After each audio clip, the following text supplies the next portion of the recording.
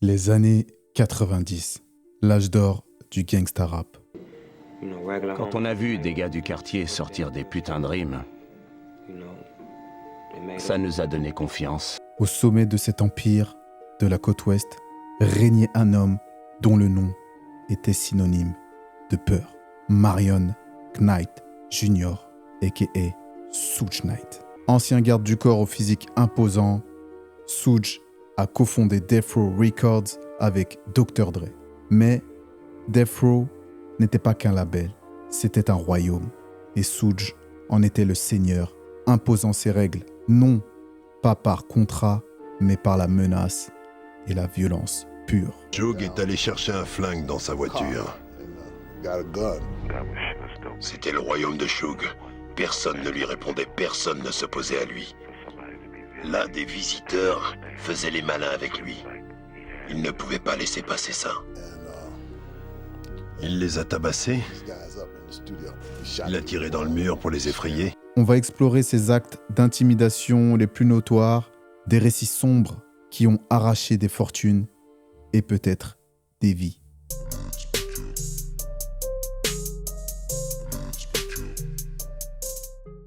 Salut à tous, bienvenue dans votre émission préférée, les Speakers. Aujourd'hui, on va parler de Suge Knight et on va revenir sur les faits les plus marquants et traumatisants qu'il ait infligés à ses victimes. C'est parti. Notre premier récit se déroule au début des années 90. Le hip-hop s'est ouvert au grand public avec un son pop. Et au sommet de cette vague se trouve un rappeur blanc au succès phénoménal. Son nom, c'est Robert Van Winkle, alias Vanilla Ice. Son tube planétaire, Ice Ice Baby, était une mine d'or. Mais Vanilla Ice devait des royalties à un co-auteur, Marion Johnson. Alias Chocolate, qui avait écrit des chansons pour Vanilla Ice. J'ai écrit ces chansons sur la table de sa cuisine. On écrivait les morceaux, puis j'allais lui donner les chansons, et il les apprenait.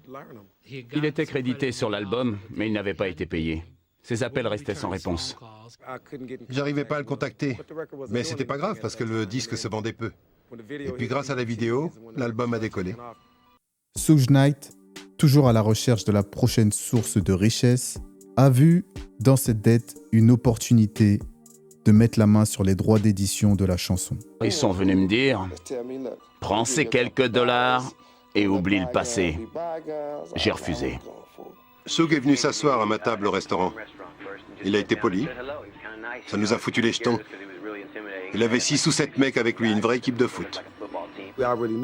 On savait où il crêchait, parce que je devais aller écouter ses chansons. Ils ont voulu que je vienne seul. Suge s'est méfié. Il m'avait déjà piqué du fric et des chansons. Alors il voulait venir. Il pensait sûrement que s'il lui donnait un petit chèque, il la fermerait. Je voyais pas les choses comme ça. Le clash a eu lieu dans un hôtel de New York. Suge, accompagné de ses hommes de main, fait irruption dans la chambre du chanteur. Quand je suis rentré dans ma chambre, il était là. Il n'était pas seul. Il m'a dit ce qu'il voulait. Un pourcentage sur Ice Ice Baby. Je lui demandais pas un cadeau, mais un dû. Je savais quoi lui donner s'il voulait. J'avais pas été payé et mon client non plus. L'intimidation est immédiate et brutale. Suge Knight aurait ciblé l'équipe de Vanilla Ice avant de s'en prendre directement à lui. Le point culminant de cette confrontation est devenu une légende sombre de l'industrie. Les récits concordent sur le fait que Suge Knight aurait pris Vanilla Ice et l'aurait suspendu la tête en bas au-dessus du balcon d'une suite qui se trouvait à un étage très élevé. On parle du 15e étage. Suge Knight lui aurait dit « Tu peux signer ces papiers ou tu peux découvrir ce que ça fait de tomber. » Je me souviens de l'interview de Vanilla Ice. Suge m'a emmené sur le balcon pour me parler. Il m'a dit de regarder en bas. On était vraiment haut. Vous avez eu peur? Je me suis chié dessus. Terrorisé Et face à ce que Vanilla Ice a lui-même décrit comme une expérience de mort imminente, le rappeur a cédé. Il a signé les documents transférant une partie de ses droits d'édition à Suge Knight. En un instant, une partie des recettes de Ice Ice Baby a été siphonnée. L'incident n'a pas seulement coûté une fortune à Ice, il a créé une peur durable, le forçant à changer de carrière et à renoncer au succès commercial. Il s'agissait d'une démonstration de force parfaite. Suge était capable de prendre le plus grand succès pop du moment par pure terreur. Notre deuxième récit plonge dans le cœur du gangsta rap. Eric Eazy-E Wright, leader de NWA et fondateur de Ruthless Records, était le parrain de la côte ouest. Jerry Heller était le manager de Dr. Dre et d'Eric Wright. Eazy-E a lancé Ruthless. Eazy-E savait que Dre était un super producteur. Il avait fait Straight Outta Compton, Eazy-E Does It, l'album de Michel Lay, celui de D.O.C. C'est le contrat de Dr. Dre avec Ruthless qui est devenu la cible de Suge Knight. Dr. Dre, mécontent des finances de Ruthless Records, géré par Jerry Heller, voulait partir. Eazy-E et Jerry ne donnaient pas assez d'argent à Dr. Dre. Il me devait de l'argent et il me payait pas. Il me prenait à la gorge. Vous travaillez dur pour gagner votre vie et d'autres se démènent pour vous piquer votre blé. J'ai entendu Dre dire qu'il vendrait son âme au diable pour du pognon. Suge Knight s'est positionné comme le libérateur de Dre, mais avec des méthodes extrêmes. Suge Knight s'est rendu dans les bureaux de Ruthless Records. Le récit de l'intimidation varie, mais il implique toujours une présence menaçante et la violence. Il s'est arrangé pour que je puisse continuer à faire ce que je voulais, par tous les moyens nécessaires. Suge était un chef, un meneur. Il était intelligent. Une version raconte que Suge est arrivé avec des battes de baseball menaçant Eazy. Dre et Suge sont venus dans mon bureau à Hollywood pour me dire qu'ils avaient quitté Ruthless et qu'ils montaient leur compagnie, Death Row Records. Ça ne s'est pas passé comme prévu. Il a fallu convaincre Eazy-E de se bouger le cul et d'agir. Selon la justice, Suge et ses amis sont allés dire à Eric et Jerry Heller qu'ils ne pourraient empêcher Dre de partir. Non seulement c'était pas leur droit, mais ils en faisaient une affaire personnelle. Selon Eric, ils sont venus avec des battes de baseball et des armes. Ils l'ont menacé de le tuer et de tuer sa mère. Et ils m'ont pris en otage. C'est comme ça que Dre a réussi à s'en aller. Le message était clair. Dre serait libéré par la force. Eazy-E, pour éviter un bain de sang, a accepté de libérer Dr. Dre de son contrat. Cela a permis la naissance de Death Row Records et du classique The Chronic. Le chapitre le plus sombre de cette histoire se déroule en 1995. Eazy-E est diagnostiqué du sida et meurt tragiquement quelques semaines plus tard. Mais l'ombre de Suge Knight planait. Une rumeur sinistre a émergé, insinuée par Suge Knight lui-même dans une émission de télévision quelques années plus tard.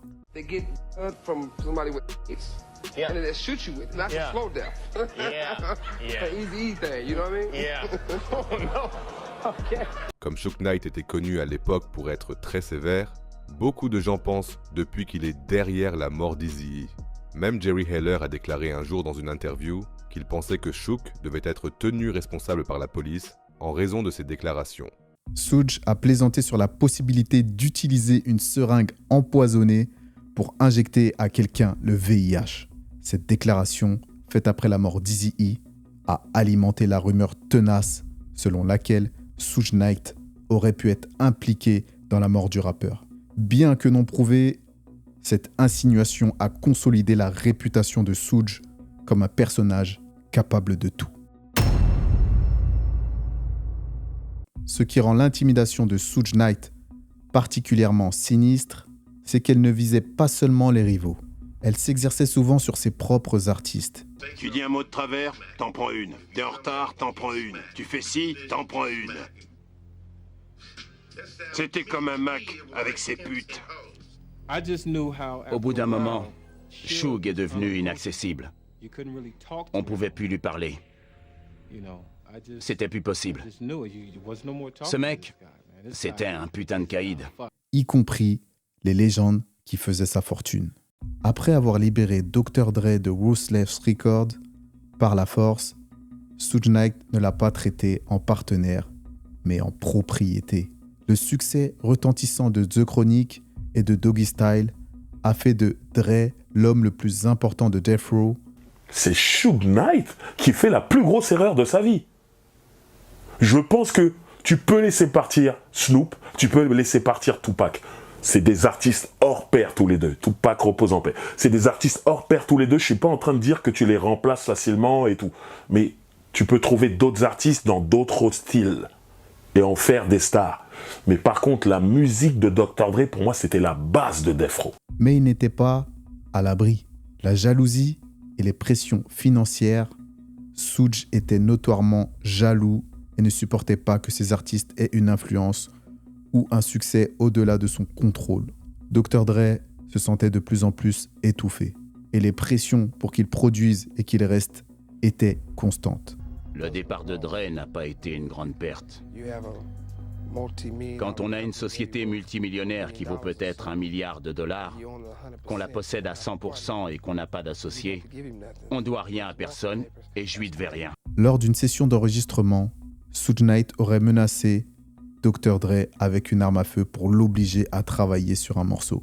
C'est dans ce climat qu'évoluait et produisait Dr. Dre. Some of those in Death Row's circle thought that yet another reason that worsened the atmosphere was Michelle, who was initially the producer's girlfriend, but then started dating Suge. That it was over Michelle. You know, Suge was f***ing on Michelle, and Dre said, this dude, you can have everything, I'm gone. Cette angoisse constante a joué un rôle majeur dans la décision de Dre de quitter le label en 1996, malgré les risques. Snoop Dogg, l'autre pilier de Death Row, a aussi vécu l'intimidation de Suge Knight, ce qui a mené à une rupture explosive. He understood that it was time to leave because their relationship was completely ruined, and Suge started threatening him. Snoop realized that the situation became dangerous, and he decided that he could no longer remain under Death Row's wings.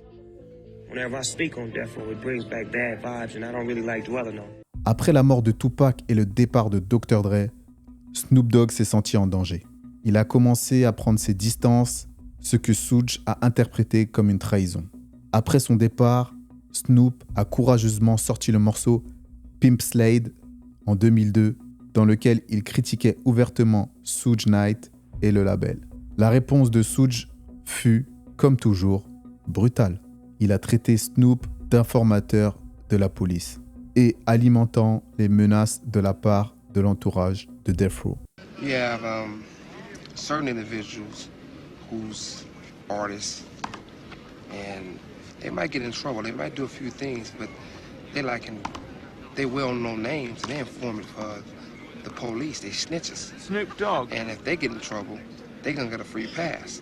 Like if you hear about it, there's several artists that would never ever come to prison. No matter what they do, you hear about it getting caught, if it's firearms, getting caught with drugs, doing this, doing that. Like who? Well, Snoop would never come. I mean, Snoop was on, you know, we beat a murder trial for him, but then he was on probation. Then he got caught with 2 ounces of marijuana. Then he got caught with guns. And each time it's nothing. They're not going to violate him. Because for the street guys know what I'm talking about. There's no puzzle. I mean, if you get a guy that constantly getting in trouble and never going to come to prison, that's because he's an informant. He's a rat, a snitch. You know. La peur d'être ciblé par Suge était si forte que Snoop a dû s'entourer d'une sécurité maximale pendant des années. Même l'entourage de Snoop Dogg a été touché à travers son cousin Warren G. Warren G a affirmé que Suge Knight avait tenté de l'intimider physiquement. Warren G, bien que plus petit, a tenu bon et a menacé d'appeler son entourage pour un soutien armé immédiat si Suge ne reculait pas. Yeah, I'm hitting the elevator, trying to get off the elevator, and they grabbed me, and they had pushed me up against the wall. And I was like, Blood, you told them not to sign that contract, Blood. I said, nigga, if you don't get your hands off me, nigga, I'm calling my brother, nigga, I'm calling all my homeboys. And he let me go. Ce rare moment où quelqu'un a tenu tête à Suge avec une menace de violence crédible l'aurait forcé à reculer. Ces incidents démontrent que l'intimidation était l'outil principal de Suge Knight. Il ne s'agissait pas de négociation, mais de soumission. Il a réussi à paralyser une grande partie de l'industrie du hip-hop pendant près d'une décennie par la terreur, faisant de Death Row Records le label le plus puissant, mais aussi le plus sombre de son époque. L'intimidation de Suge Knight ne s'arrêtait pas aux artistes célèbres. Il s'attaquait à quiconque se mettait en travers de son chemin. Il y a eu une altercation avec un producteur de musique. Un incident notable impliquait un producteur dont Suge Knight soupçonnait une irrespectuosité envers ses artistes. Le producteur a raconté que Suge Knight était entré dans son bureau, avait fermé la porte et l'avait confronté directement. Le ton n'était pas celui d'une simple discussion d'affaires, mais d'une menace physique et claire, lui disant que son manque de respect devait cesser immédiatement. One of my producers was associated with Death Row, Unknown. Unknown had went over to Death Row and started trying to work with Suge. He got his ass whooped.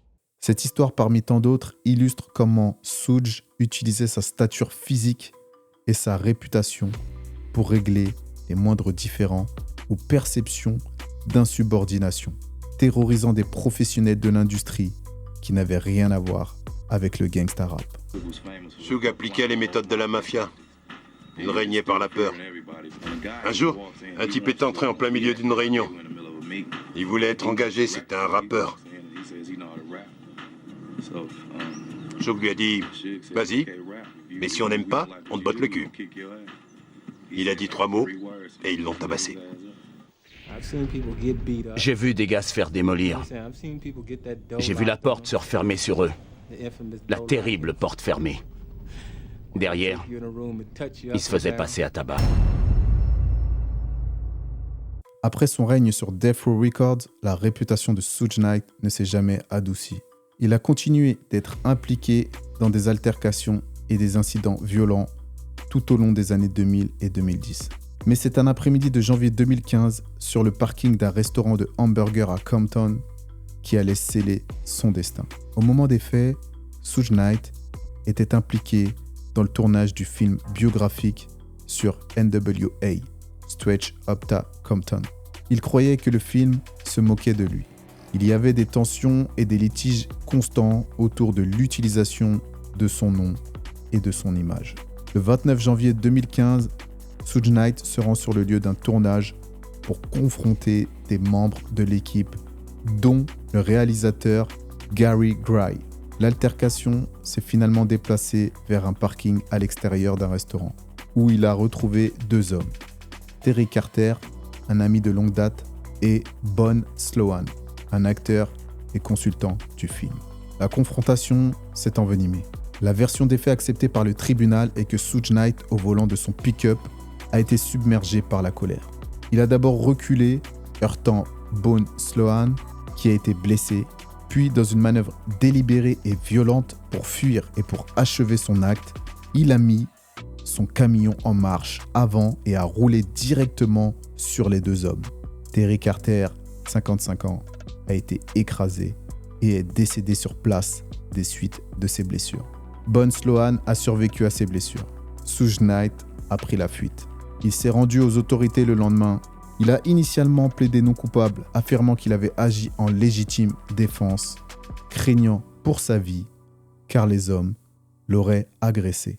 Les procureurs ont présenté l'incident non pas comme un accident, mais comme un meurtre prémédité ou, au minimum, un homicide volontaire. En septembre 2018, pour éviter un procès potentiellement long et le risque d'une peine de prison à vie sans libération conditionnelle, Suge Knight a accepté de plaider coupable pour l'homicide volontaire de Terry Carter. Le juge l'a condamné à 28 ans de prison. La chute de Suge Knight fut violente, mortelle et publique. Il avait bâti son empire sur l'intimidation et aujourd'hui, derrière les barreaux, où il devrait rester jusqu'à l'âge de 80 ans. L'histoire de Terry Carter est le chapitre final et tragique qui a mis un terme définitif au règne de terreur de l'homme le plus redouté du hip-hop. Suge Knight a utilisé l'intimidation et la violence pour remodeler l'industrie du disque de la côte ouest, prenant ce qu'il voulait, qu'il s'agisse des droits d'édition ou des artistes les plus talentueux. Son règne a pris fin, mais l'héritage de la peur qu'il a laissé est gravé dans l'histoire du hip-hop. Ces histoires nous rappellent que sous la fame et les paillettes de la musique, se cachaient souvent des manœuvres sombres et la violence brute. Aujourd'hui, Suge est derrière les barreaux, purgeant une longue peine. Mais, pour ceux qui ont croisé son chemin, la trace est indélébile. Il a utilisé l'intimidation pour acquérir des fortunes et manipuler des carrières, laissant derrière lui une trace de traumatisme et de suspicion qui s'étend encore aujourd'hui aux morts non élucidées. Le règne de Suge Knight a été un rappel brutal. Dans le gangsta rap des années 90, la violence n'était pas seulement une chanson, c'était la réalité. Merci à tous, c'était les speakers. Comme d'hab, n'hésitez pas à vous abonner, partager, liker, commenter. On vous dit à très bientôt. Bye bye.